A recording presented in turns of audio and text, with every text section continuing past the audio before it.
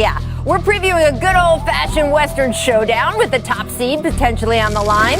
Hollywood's Michael B. Jordan is stopping by. And why is Boban quoting Justin Bieber? Yeah, we'll explain. Keep it locked. This is The Jump.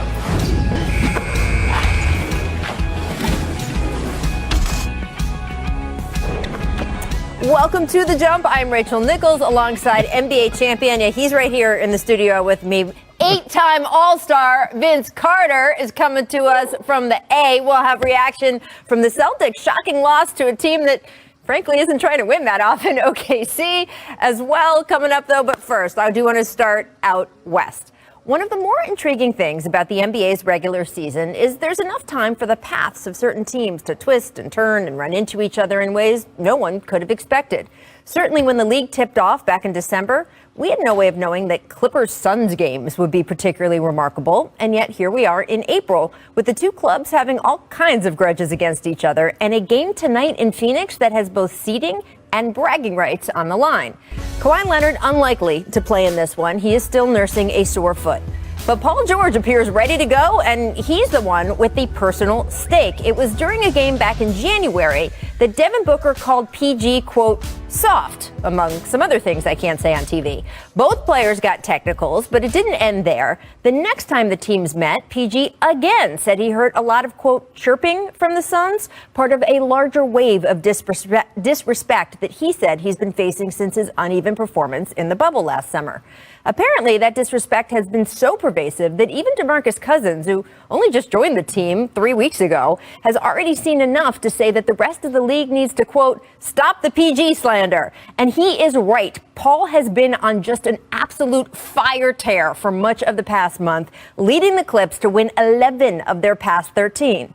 Still, both Boogie and Paul have been around long enough to know the only real way to rewrite the book on the Clippers is for the team to perform better in the postseason, which brings us back to the whole seeding thing.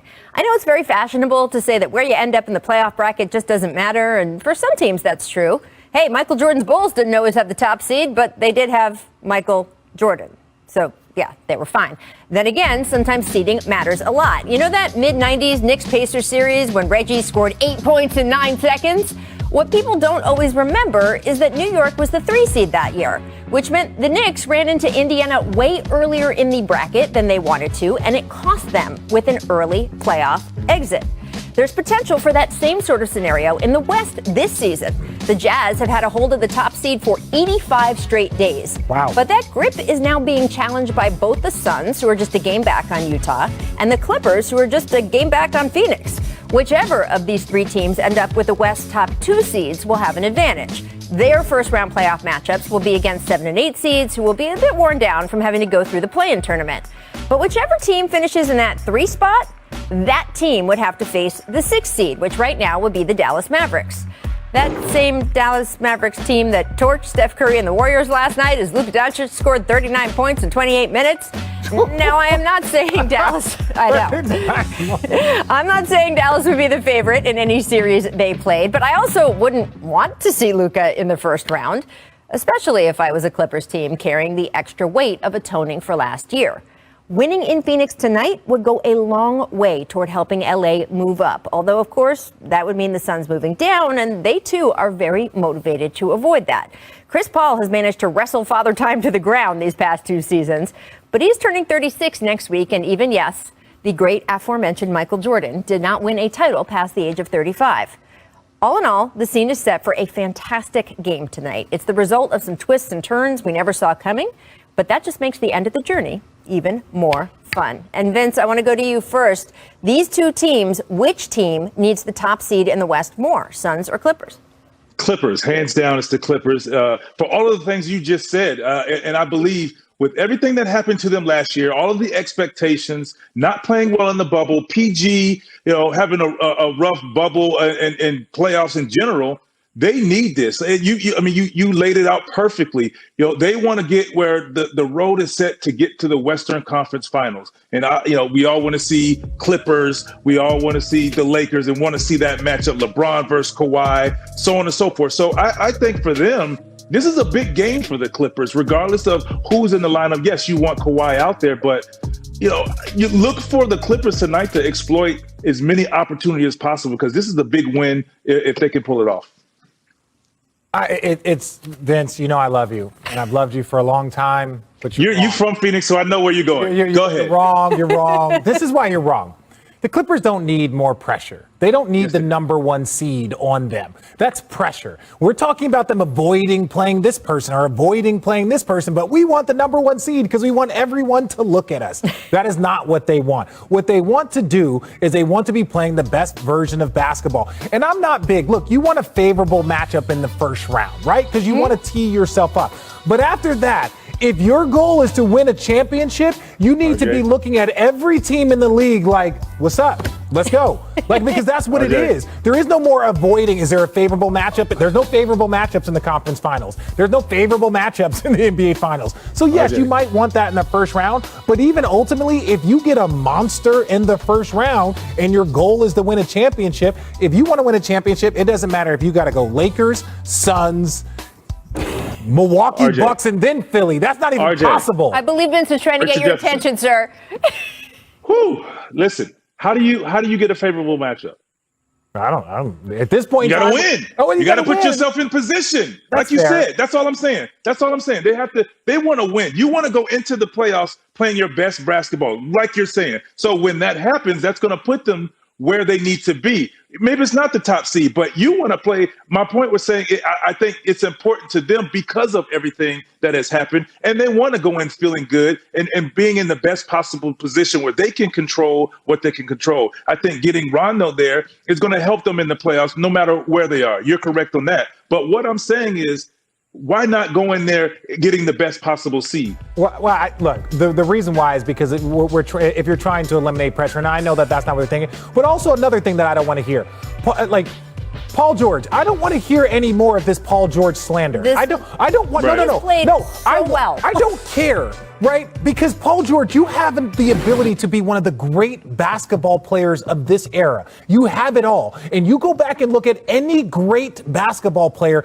they have been forced and hit with tons of criticism. My man Vince Carter, Tracy McGrady, Charles Barkley, Michael Jordan, LeBron, Kobe, all of these guys have faced an absurd amount of criticism. So I don't want to hear when you have all of the ability to be one of the great players of this generation that you're not happy with the criticism. That comes with it. Well, he hasn't said that, by the way. Boogie Cousins said that. I have been super impressed with Paul this season. He has, first of all, taken all comers. He has been very open and honest about the fact, hey, I screwed up here. I could have said this better here. That's all I ever want from someone, right, is to acknowledge what the situation is in front of them, try to be better, and he has been better. Amazing. The Paul George revenge tour this year has been incredible. A little bit of a blip when he had the toe injury, but other than that, he's been fantastic. I know he is looking forward to this game tonight. I don't think you can engineer your whole path to the finals. I do think the first round matters. It gets you kind of into rhythm, gets you into that playoff routine, and if you're playing a team that was in the play-in tournament, you're probably in a better position to get off to that hot start. Maybe the best spot for the Lakers in the West is number 2, right? Because right now the Lakers are sitting in that 4 or 5 slot. So if the Clippers come out at number 2, and then they wouldn't face that battle of LA if possibly the Lakers advance too until the time. But again, then you get into the this and the that. And we saw Denver a couple years ago try to get cute. Were you on that team, Richard? Try to get cute with a path to the conference finals and ended up getting bounced. So. No. When I was on the team, they lost. They just lost all the time. Yeah, they lost. Okay. They lost. They should have played me. There we go. Let's move on then, friends. Let's move on. I knew that was coming. Yep, you saw a little bit of highlights from it before. It made Richard gasp. A little different than anticipated. The Mavs exploded on a 28-0 run in the middle of this game. It was over the course of nearly 10 minutes. It was in the first half, led to a 30-point rout. Warriors 10th in the West. Post-game, well, the guys tried to explain. I'm not concerned about a 9-minute scoring drought. I'm concerned about defense. I'm concerned about a level of intensity and preparation and competitiveness. That's what was missing. I obviously want to play better. I obviously want to be in a situation where you're, competitive and rising to the level of competition, and we didn't do it. Tonight was kind of like a playoff game for Dallas. They lost last night. They know we were right on their heels. They came out like it was a playoff game, and we came out like it was an exhibition game. And very disappointing. Steve Kerr is disappointed. Over that run, the Warriors missed 18 shots in a row. That's the longest scoring drought since 2009. The Mavericks scoring 28 straight came despite shooting only 44% from the field. Richard, what was your takeaway from that historic run last night? Well, look, the Mavericks kind of did like a Steph Curry on the Warriors, where they just got hot and there wasn't anything that you can do.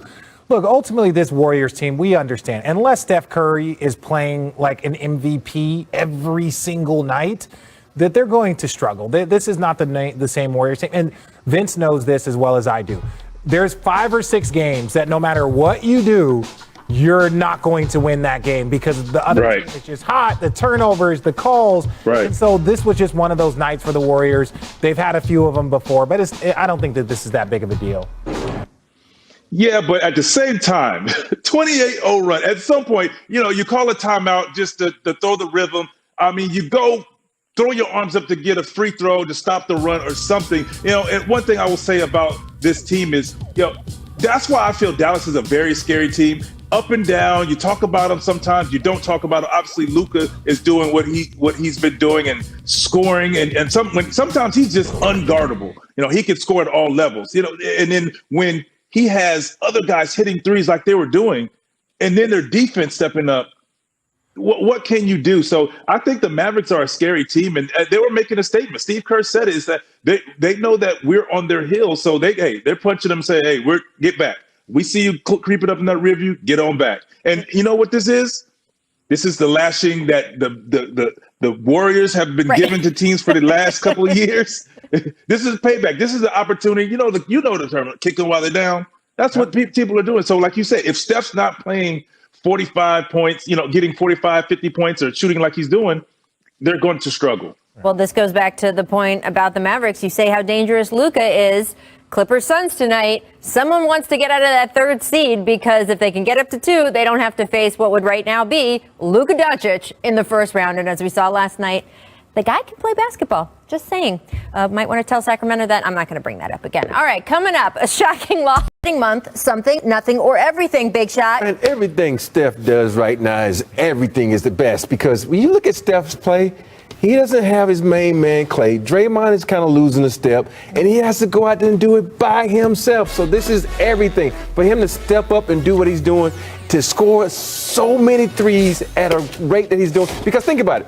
When you have a player like this, you know exactly what he's going to do. He's like, okay, he's going to shoot threes. Yep. You can double team him. But it doesn't help because his handles get him out of every situation he can possibly get in. So this is everything. This guy is, like another MVP candidate right here. And he might be the number 1 for me. No, look, I think it's something. I wouldn't say it's everything, mainly because when you look at the record that he is about to break, or past James Harden, when you look at that, it's like, this is the way the game is trending. So James Harden. It's because of him. No, I understand that, but James Harden held the record. James Harden held the record. It's not because we've seen enough 3-point records where it's Steph beating his own record.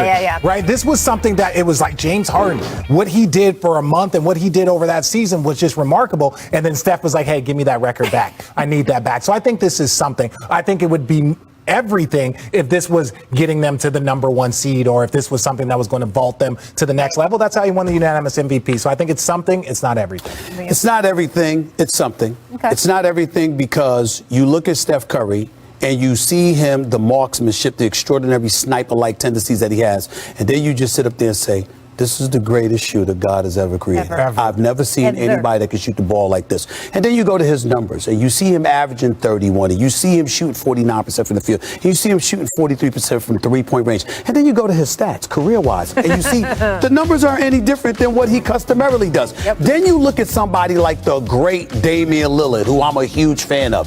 And we made a big deal over the fact that Damian Lillard shot better than 40% from 3-point range, I believe it was last year. And then I looked at Steph's numbers, and he's never shot less than 40% from 3-point range in his career, with the exception of last year when he only played 5 games before the season was interrupted by the bubble. That is the only time in the career of Steph Curry that he has shot worse than 40% from 3-point range. This brother is something special.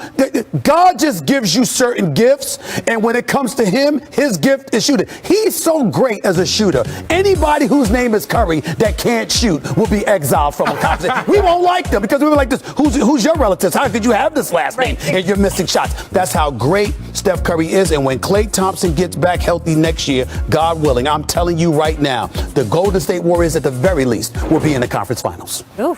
At the very least. You buy that? I don't buy that one, Steve. I love Really? you, dog, but I don't buy that. How? Because he's in the West, big dog. Look So? at the West. Okay, but here's the thing. Also, when a guy comes back from injury, Klay has come back from 2 devastating injuries. It's going to be hard for him to get back to being Klay. I love Klay. He's one of the best defenders in the league. I'm not denying that. Draymond Green is losing step. Wiseman, we don't know what's going to happen out of Wiseman, so they're not going to have the crew. They're going to be I'm good. only talking about if he's healthy. That's all I meant by We're that. going to If he's continue healthy. this Yeah, conversation. yeah. Welcome to the Jimmy Butler experience. Miss 2 legs. Luka doing Luka things. Off 1 leg here for the and 1. Vince, you see a little Dirk there? A little bit. I mean, Dirk had the high archer, but I mean, that's just great concentration. And, this is the new era. Everybody's shooting the float. See, that's a big difference. Everybody's shooting the floater now. Yeah, everybody's shooting the floater now. That's just, he hit the floater for the winner. That's just what he does. Now, look, I know this is definitely Dirk's move, but I also saw quite a few guys learn this over the time. Vince, I saw you shoot a lot of these little 1-leg threes and stuff. It was at times pretty remarkable. But for Luka, we've seen this from Luka. Like, Luka's going to get, I think the step back is Luka thing. Like, Yeah. That's The that's step his back thing. is his most effective thing. But in Dallas, they actually have a shadow of Dirk hitting the 1-legged should. floater in the court, actually on the wood. Yeah.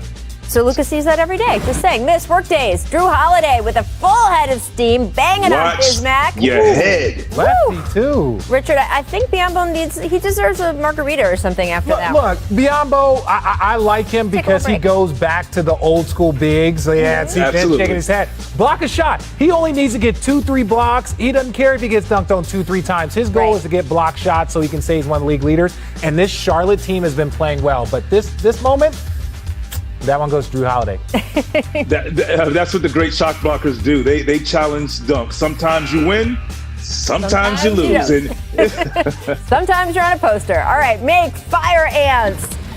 What? Anthony Simons came off the Portland bench, made his first 9 3-pointers. He had 27 points. He was at plus 42 in this game. Vince, what is it like when you just end up being on a heater like this? It's your night. I mean, it's a great feeling, and when you can shoot it like look at the hesitation 3, just catch and shoot 3. Anything you throw up, it's good. And I'm happy for this young man. He's from Florida, seen him play, know his dad a little bit, and I mean, he just works and works and works. And I'm glad to see he's getting opportunity, and because he was shooting the lights out. Yeah, notice how she didn't ask me what it feels like I to be didn't. on that type of heater because only Vince has.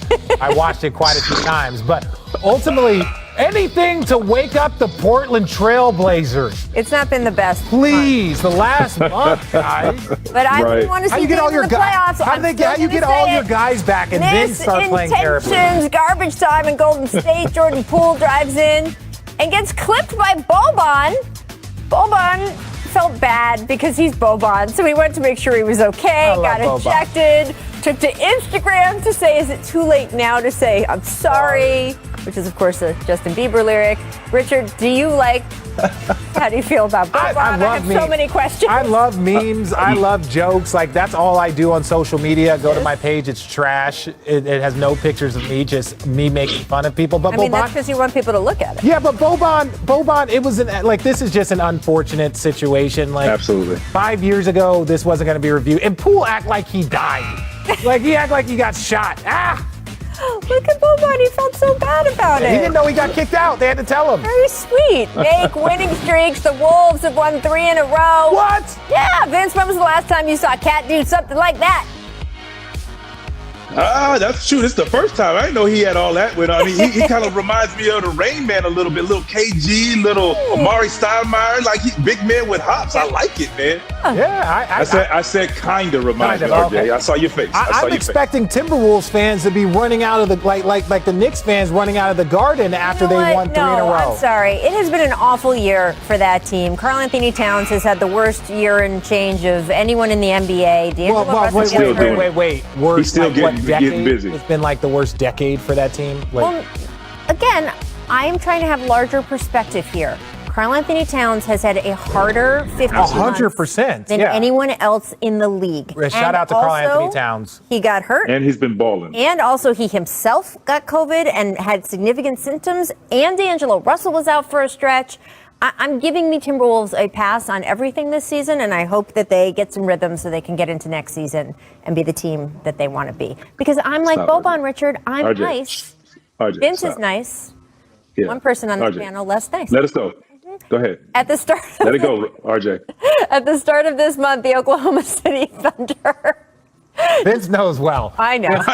Vince knows well. He I know sees it. too, but I'm trying to be nice on television. The Oklahoma I knew what City was going. Thunder. Let's talk about them. They were within 3 games of the West Play-In tournament, but then they decided, maybe that's a little too close. So Al Horford, you sit down for a bit. Shea Gilgeous-Alexander, you've got plantar fasciitis. You don't need to play. The quest for the possible top draft pick was on. 14 straight losses later, the Thunder had the 5th worst record in the league. They entered Tuesday's game against the Celtics, starting this lineup, people. Lou Dort, the elder statesman at 22 years old. And despite all of that effort, the Thunder then went on to win in Boston despite 39 points from Jaylen Brown. Now, the Celtics were without Jason Tatum and Kemba Walker, who were injured, but that defeat sparked this reaction post-game from Brown. Take a look. Yeah, man. Like, we got to play with more of a sense of urgency. Tonight, I feel like we didn't have the sense of urgency that we needed across the board. And a team that has some young, talented players came ready to play. And we got beat. We got to come and have some pride and play with some urgency. I didn't think tonight was the night we played with urgency, especially after a tough a game against Charlotte 2 days ago where we got kicked. The Celtics are now even with the Heat for 6th in the East. The Boston does own the tiebreaker for now with 2 games versus Miami left, though. Richard, I can imagine when you are trying to win and then you play a team that, let's just be honest, is trying very hard not to win and you're the one who lose. I mean, what do you think about what Jaylen had to say? Well, he was right. So I called the game last night, and when you watch this team, even against Charlotte, the Boston Celtics, they were a step slow. They were just a step slow. And I don't want to hear about who they didn't have, right? Yes, they were missing Kemba Walker. Yes, they were missing Jason Tatum. You know who they did have on the court? They had Marcus Smart. They had Jaylen Brown, who was an all-star. They had Tristan Thompson. Peyton Pritchard had a career high, right? So they had guys that were contributing. Evan Fournier. So they might have had 5 of the top 6 players on the court. Ultimately, they just didn't have a sense of urgency. They were down 10, and they just never got it going. And this Celtics team, this is not the same talented Celtics team that you've seen in the last 3 or 4 years. And you just have to take away that and just understand that this year, it's just, I don't think it's going to end pretty for them.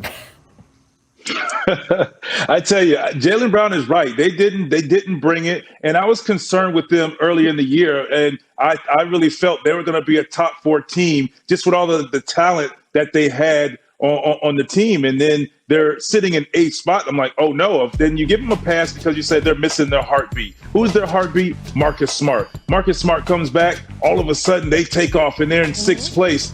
But then it's just been a rocky road for him. And I agree with Richard when he says it doesn't matter who you have because you have enough talent, scoring wise and defensively, out there still without Tatum and without Kemba Walker. But right now, it's just, I don't know. The Celtics just seem like they're stuck in mud right now, and they're going to mess around and put themselves in the play-in tournament and not play well and put themselves out of the playoffs. Yeah, it's certainly not the level of expectation that, forget Celtics fans, the Celtics themselves have of themselves. They've been in the Eastern Conference Finals 3 of the last 4 years, kind of sneaky, really influence on the East. And yet right now it looks like they can't kind of get that consistency they need so much. All right, guys, coming up, I'm excited about this. Actor, producer, NBA celebrity game veteran Michael B. Jordan's going to pop in. He's going to talk about his new project. The one thing he would change in the NBA with superstar, my former NBA celebrity game co-coach, Michael B. Jordan. A lot of fun. Take a look. Welcome in. And it's funny, with all the conversations that you and I have had, I did not know until recently that you played ball in high school. You were on the basketball team, but it was the Newark Arts High School. And I got to ask you, is that team any good, or just paint your way or act your way through the game? Is that a slight jab? I don't know. I feel like you started out as a compliment and then it just turned on me really fast. No, I believe that's a direct jab, actually. It's a direct jab. Okay. Well, to be fair, my jersey is retired, so whether I acted my way to that or not, I drop buckets. You know, you can definitely ask around. You know, but yeah, I played ball a lot. You know, growing up, and we weren't known for our athletics, but at the same time, I definitely held my own across the Essex County. So wait, in Newark, were you a Nets fan? In Newark, I was a Knicks fan. Oh, okay. I was a Knicks fan, but I think over the years, it's been real tough, and I think as you grow up and you get a chance to really get to know, these, NBA players, personally and stuff like that, you become fans of your friends, so like, Kyrie and, Bron and guys of that nature. So I'm rooting for I don't know who I'm rooting for right now. I don't know who I'm rooting for. I don't know. I'm neutral. We'll let you leave that open. You do have serious NBA chops though, because you and I were co-coaches for the NBA Celebrity Game. What was that? Down in New Orleans, the All-Star Game in New Orleans a few years ago, I actually played and I got snubbed by Kevin Hart as MVP. It was tough. I mean, at that point, he was just buying MVP awards. I don't understand how you guys let him get away with that, actually. I know, we're working on it. It was robbery. The ratings couldn't have been worth that. You can't keep giving him these titles. Well, you were too dangerous. That's why you came to coach with me. And now that I have seen you master coaching, if you were NBA commissioner for the day, is there anything you would want to change about the NBA, just as a hoop fan? 1,000%. I would make referees do post-game interviews. Oh, I like that. I think that would hold accountability across the board. I need some names and faces to these and some answers to these calls and these technical fouls and ejections. So I think that would seriously rectify so much. All right, I'm going to get right on that request. Please. Now you do have, as you know, of course, the most NBA name in all of Hollywood. I did not realize until I was reading up for this interview, though, you were named after your dad, Michael A. Jordan. But you were teased for your name as a kid, which I thought everyone would have thought it was the coolest thing that you were named Michael Jordan, but it sounds like maybe not. Yeah, no, I mean, I definitely got teased a lot, but it gave me a healthy chip, because I was playing basketball. So it pushed me to be successful at whatever I was going to do and to be great at whatever I was going to do, so people would know my name instead of thinking of the basketball player. So that was like a nice little healthy chip that I had growing up. Well, your plan is working. World famous now. All right. In fact, you're in a new movie you've been promoting, Tom Clancy's Without Remorse. Yes, I was watching a trailer, and you're just going in there and you're beating up a whole gang of guys all by yourself. And I'm thinking, like, when you're a little kid and you're watching action movies, you I would go in there, I would beat up all the bad guys. You get to actually do it. What does it feel like on set when that actually is happening for you? It's so much fun, because, like, to your point, as a kid, you watch these movies and you play these video games and you used to imagine, like, one day, like, oh, I want to do that. So the fact that I get to get up in the morning and that's my work, it's a lot of fun. You spend so much time with the stunt guys. They're actually really, really cool guys. It's one of those things where you wind up beating up your friends in these scenes, and it looks great. So it's a lot of fun. And shout out to the entire stunt crew for this movie, because they're badasses. Well, we like when you do sports movies. I know you've got another Creed movie on deck. I did read that in the very first Creed movie, you were knocked out for real when you were doing one of the scenes on camera. That is dedication. Yeah, Sly basically told me that this is like my initiation into the world of Rocky, so I had to take a real one. And I mean, the shot came out great. I mean, I was sore for a couple of days afterwards, but other than that, it was a great experience. But I'm really looking forward to stepping behind the camera and directing this movie. I know every sports fan is looking forward to that. Now, comic book movie fans have been doing a campaign to get you involved in the new Warner Brothers reboot of Superman. And I just want to know, can you actually fly? Like, how good would you be in that role? Can I fly? I mean, nah. I mean, I wish I could. No, you actually got knocked out for Creed, so you know, so I can method. fly. That makes total sense. No. It's I mean, I'm flattered that people have me in these conversations for these these beloved characters that mean so much to people. And right now it's just a compliment. I haven't had any conversations about it, but it's interesting to see that people are speculating that I could potentially play a character like that. All right, so to take it back to Newark Arts High School, are we going to see you playing the lead in a basketball movie anytime? Probably not. You know what I'm saying? I'm 34 now. You know what I'm saying? These knees ain't quite the same. You know what I mean? I'm stretching and icing. You know what I mean? I really, I'm gonna leave it to these young guys. If anything, I might maybe produce something, but other than that, I think there's so many young talented guys out there that could definitely do a lot better job than I could at a basketball film or a television show. So I'll just leave it at that. I love it. Thank you so much, Michael. It is always so great to have you on this show. Come back through when you're not shooting sometime. We'll get you on the hoop here. I would love it. Thank Excellent. you. Good talking with you, Mama. Thanks always to Michael B. Jordan. Here's what The Jump recommends on ESPN Plus right now. Jackie McMullen, one and only, our friend Zach Lowe. Always so nice to see you. And we're going to talk. Zach's so excited. Zach does not seem excited. And his little jump background behind him isn't on. And I feel sadness, but maybe that'll change. Broken. So. It's broken. We too are broken, Zach, without you, but there you go. Let's talk a little bit about an old story with some new information. Lakers owner Jeanie Buss joining our friend Steven Jackson, Matt Barnes on All the Smoke. If you haven't seen that, please check it out. Jeanie explained why the 2011 trade for CP3 infamously fell through after the league essentially vetoed the deal. Here is the backstory you haven't heard yet from Jeanie. I can tell you exactly what happened, and it's hard to understand if you don't know like the background of how the league operates. So if you remember, we were in a lockout, right? So when there's a lockout, there's a moratorium on everything. You can't make trades, you can't do anything, except the general manager of the team felt that he had the authority to make a trade. Of New Orleans at the time? Right. Okay. So teams felt like, how is that possible?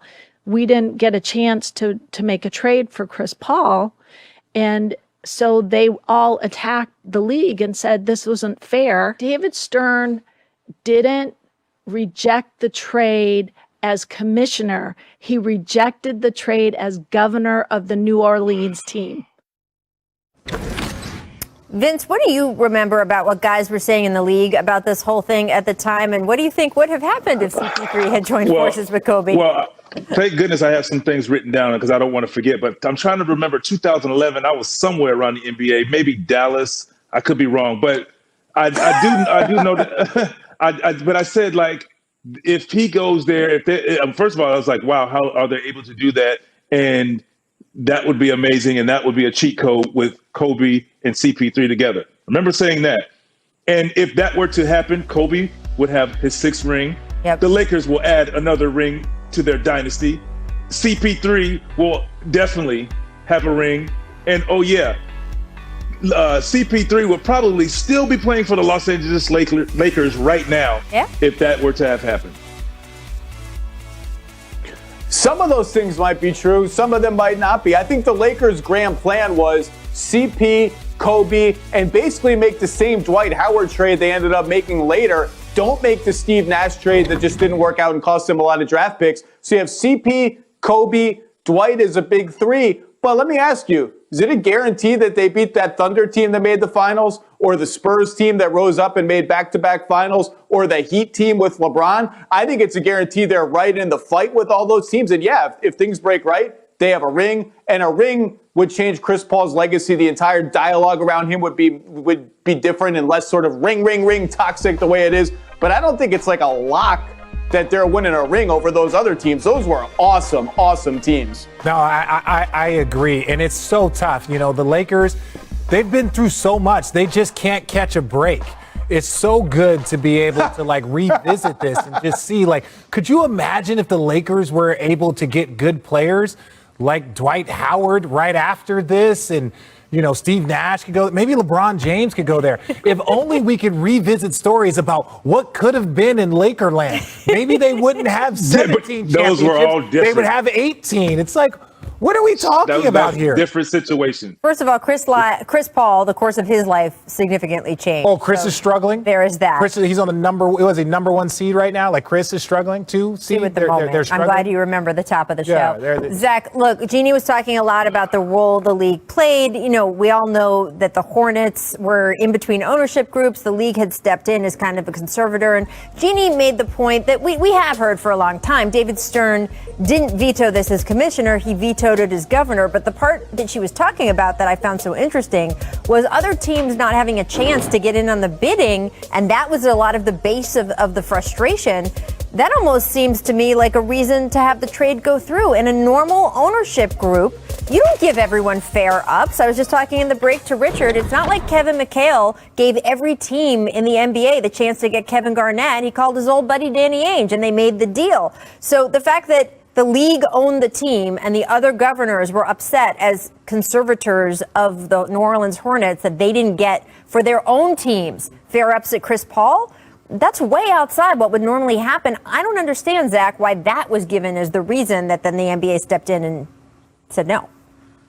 Well, first of all, people make fun of Kevin McHale for not canvassing the league if he didn't do that. And they should make fun of him because you absolutely should canvass the entire league. If you know you're trading a star player, and other teams have done this in other examples, you call everyone, say, best and final. This is it right now. Give me everything. And so, yeah, you absolutely should do that. This trade was this is why 3 and 4 team trades get so complicated, because there are too many voices, too many competing agendas.